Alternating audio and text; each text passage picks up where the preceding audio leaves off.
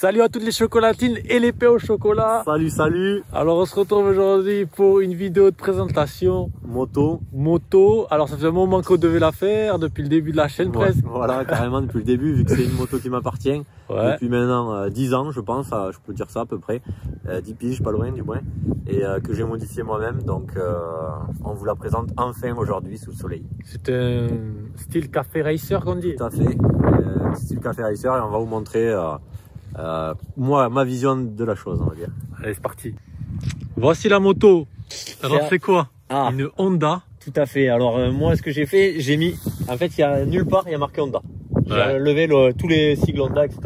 Okay. Donc c'est une Honda CX, 500 cm3, bicylindre en V. C'est la seule moto qui a ce bicylindre en V avec toutes les motos Guzzi. C'est plutôt toutes les motos Guzzi qui ont ce moteur-là. Et Honda était les seuls à le copier. Ça marche très bien, très coupleux, ça fait 50 chevaux, c'est pas un avion. Mais voilà, c'est le style, le kiff que je voulais, café racer. T'as pas besoin d'avoir un 4 cylindres qui tape dans les tours, c'est pas le but. Faut savoir que à la base c'est vraiment pas beau. Voilà, donc j'ai des photos d'origine, donc il va les inclure dedans. Ouais. Peut-être une autre ou deux pendant le montage, et surtout de la version 1, on va dire. Ça c'est la version 2. La version 1 était la même, mais ici j'avais mis une selle plate, avec un petit garde-boue alu, avec un petit feu rond. Donc c'était plutôt en mode bobber, selle plate quoi. Oui. Et c'était le temps de faire ça. Mais bon, ça reste interchangeable. Qu'est-ce que je peux dire? Ben, vous allez voir que d'origine c'est très laid. En plus je l'ai eu avec le porte-bagages, support top case, ici les caches par carter. Donc c'était un délire. Quelle année ce modèle? Alors c'est une année 79, très bonne question. Okay. Elle est sortie en 78, elle est sortie en 400, 500, 650. Ah ouais. Et en turbo. Ah ouais? Ouais. C'est la Honda turbo. Kawa a fait sa turbo et Honda c'était la CX turbo. Et fiable, ça va turbo? Moins fiable que ça. Oui, bien sûr. Alors bien sûr moins fiable que ça. Et puis c'était pas de châssis, c'est un châssis, voilà. Ok. Reste c'était à l'époque. Donc particularité cardan, mécanique on va dire. Ah, au moins ça c'est fiable. Voilà. Bon après c'est quand même des motos réputées increvables. Hein. Ouais, je vous le dis direct, les taxis parisiens, les mecs qui faisaient des livraisons à Paris à l'époque, ils achetaient ça. Okay. Donc bicylindre. On va commencer par la sécurité moteur. Donc bicylindre, un de chaque côté, un pot par cylindre, un carbu, donc deux carbus. On a un embrayage, un allumage de ce côté, le cardan tout le long, un radiateur. Ici, moi j'ai camouflé ça, donc radiateur avec une hélice. Ça reste assez simple, mais pour l'époque c'était déjà pas mal. Donc pour la partie moteur, qu'est-ce que j'ai fait? Ben, comme je vous dis, j'ai enlevé tous les cycles Honda. Ouais, mais toi t'as fait de l'esthétique dessus, sur le moteur. Voilà, sur le moteur j'ai fait que de l'esthétique. Okay. Et réglage carbu avec ces cornets cheap, on peut dire, de merde, mais obligé de tout un réglage carbu. Donc pour la partie moteur, surtout de l'esthétique, des ciglages là, fabriquer cette grille maison, tu peux montrer la dinguerie, j'ai passé des heures et des heures à faire cette merde. Cuivrage de rondelles et écrous, bon même si avec le temps ça passe. Donc voilà, dépôt, déplacer la batterie, support batterie, ça c'est fabriqué maison. Là les logos Honda ont sauté, pareil, c'est du bois exotique, comme le porte-clés que j'ai fait assorti. Ici c'était ce que je voulais, j'avais pensé. Après voilà, elle a un aspect, ceux qui vont me dire ouais elle est pas clean, nani nana. C'est déjà clairement c'est voulu, parce qu'à chaque fois que je la modifiais, je roulais quand même avec. Je voulais un truc qui roule, pas faire un projet de dingue et pas rouler pendant 3 ans. Et en plus de ça, surtout je me tape des bornes avec. Donc là on peut voir que depuis l'ancien compteur, j'ai passé le nouveau compteur pardon, j'ai passé les 11 000 km depuis que j'ai ce compteur, en sachant que je l'ai pas depuis le début. Et tous les ans je vais au Wheel and Waves, il y en a un peu partout. Donc je me tape à peu près 1000 bornes minimum dans le week-end. Okay. Donc autant vous dire qu'il faut que ça soit fiable et que ça l'est et que ça roule. Je peux vous dire qu'elle a plus de 100 000 km. Ah ouais. Parce que quand je l'ai acheté, elle avait dans les 95 000 à peu près. Donc je pense que je lui ai mis facile 5 000 sans compteur plus là. Donc voilà. Poste de commande là, tant qu'on y est. Alors poste de commande. T'as retourné le guidon ou quoi? Ouais, retourné le guidon que j'ai recentré pour avoir cette forme. Bon, des poignées. Là pareil, j'ai enlevé le logo Honda. J'ai mètre cylindre de Hornet. Du RIT Aviation de chez Dan Hydro sur mesure. C'est un japonais. Du RIT Aviation sur mesure. Ouais. J'ai rabaissé un peu l'avant et tout ça c'est du fait maison. Donc compteur, support de compteur LED. Tu vois. Ah ouais. Là, il y a un petit coup de marqueur parce que ça éclairait trop fort. Bon, et à un moment donné, quand tu roules, il faut la nuit, c'est casse-couille. Donc voilà, donc tout ça, c'est du maison. Rien à dire. Si, le rétro à l'envers aussi. Voilà, à l'ancienne.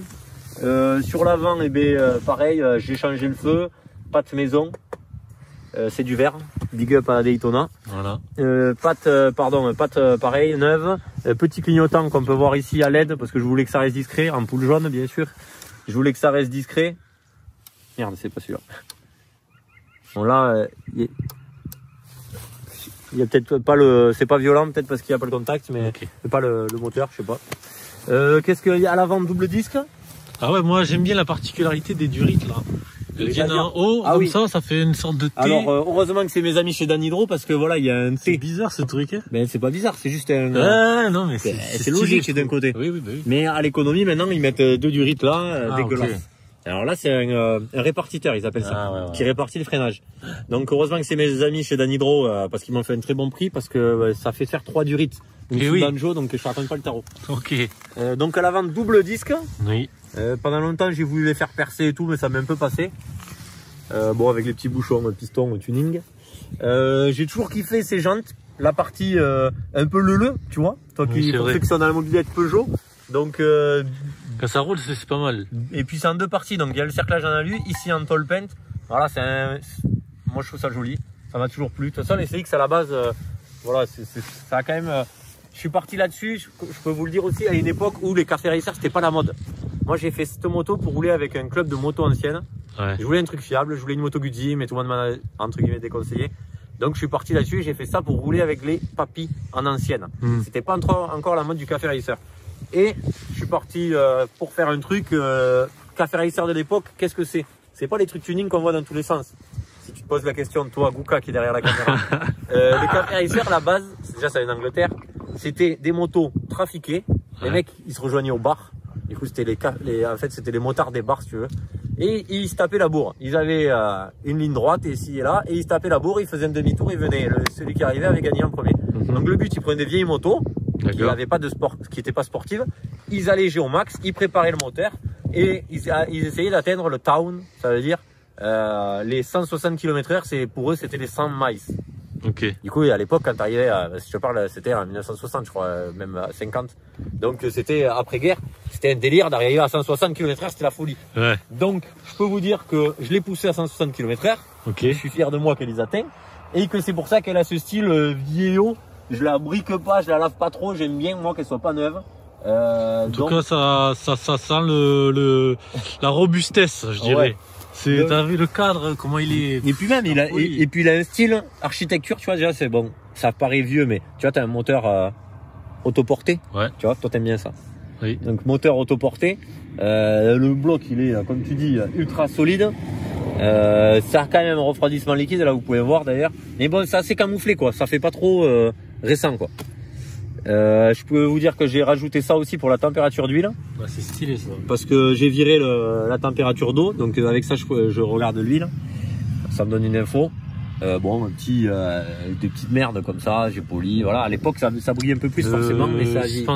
Suspension Egon, raide comme la mort. Ouais. Je ne conseille pas. Enfin, je conseille, mais c'est raide. Donc ça tient la route. Je peux vous dire que je penche très bien avec cette cacahuète, franchement. Mes copains me charriaient d'ailleurs parce que je penchais plus qu'avec le 1000. Vous pouvez voir que le pneu arrière est sucé. Donc vous inquiétez pas, je vais le faire. L'avant, je voulais mettre des comme ça là. Celui-là il est Bridgestone. J'avais changé l'avant, pas l'arrière à l'époque. Okay. Il était bien. Vous pouvez voir ici du coup support de batterie avec un petit détache-coche rapide, un écrou rapide. Parlons de la selle, la coque. Ah ouais, ça c'est pareil, fait maison, le port supporte plaque fait maison. Vous voyez que le derrière. Vous voyez qu'elle mange un peu d'huile, un clignot LED, passage de roue maison, feu LED. Ouais. Voilà, ça reste sobre. Et le plus gros du boulot. Bon, déjà la selle, vous allez me dire ouais, elle est pas ouf et tout. Mais comme je vous dis, elle a tapé peut-être plus de 10 000 bornes avec mon cul dessus. Et c'est ma mère qui l'a fait. Qui l'a faite, pardon. Donc bon, voilà, moi j'ai fait la base et elle m'a fait ça à l'arrache et ça a duré. Et cette coque, toute une histoire du coup, parce que je roulais avec la selle plate, ça m'a permis de faire le temps. Et en fait, cette coque, je l'ai fait en métal. Ouais. J'ai fait un support. Elle est sur Cylindre Block déjà. J'ai fait un support en métal. carrossé, limité tout les gars, un délire, je l'ai encore. Et si j'ai des photos, tout carrossé, je l'ai mastiqué, tout poncé, ajusté, vous voyez là, tac, tout ajusté. Après, je suis allé voir notre tourneur, je sais pas si je veux dire son nom, je pense pas, je vais pas le dire. Bon, et ce monsieur-là qui sait tout faire et qui m'a fait un moule en fibre. Ouais. Donc on a fait le moule et on a fait un démoulage. Donc ça, elle est entièrement en fibre. Mais à la base, j'ai la même qui fait 10 kg, qui est en tôle, en alu, avec du mastic. Et du coup, c'est parce qu'à l'époque, déjà ça me plaisait pas d'avoir un truc Wish là, posé à l'arrache avec 7 jours dessous, naninana. Donc là, je l'ai fait sur mesure, je suis le seul à l'avoir. Et vous voyez, elle suit le cadre et tout. Le cadre a été coupé. Voilà, le cadre a été coupé, oui, je voulais le dire aussi. Le cadre a été coupé, il doit manquer ça. Et ici, j'ai fait des bouchons, on va dire, de 10 mm d'épaisseur presque, 8-10, que j'ai meulé à la forme du cadre, que j'ai enfoncé en force et que j'ai soudé tout autour. Ok. Donc ça, les puristes n'aimeront pas. Qu'est-ce qu'on peut dire de plus? Les pots mégatons, j'ai pas enlevé la boîte au milieu. Les pots mégatons, pour moi, je kiffe le bruit. Je pense qu'il y a peut-être franchement 50 personnes depuis que je l'ai, il y a encore peut-être plus, mais qui m'ont dit que le bruit est kiffant. Ouais. Moi, quand je suis dessus, je kiffe, et apparemment les mecs, quand je passe, ça rend pas mal. Démarre là, alors on va entendre le bruit. Ouais. Allez, qu'est-ce cogner. Ouais, je pense déjà on a fait le tour. Ouais, fiabilité, RAS. Hein.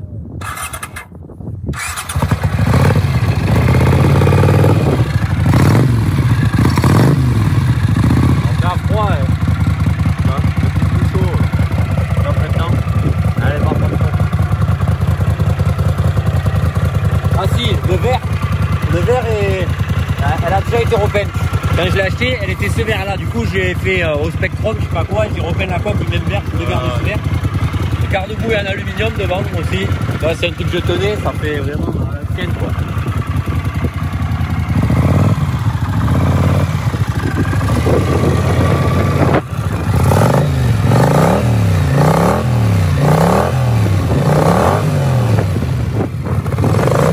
Là, en roulant, c'est quand même plus mignon. Ouais.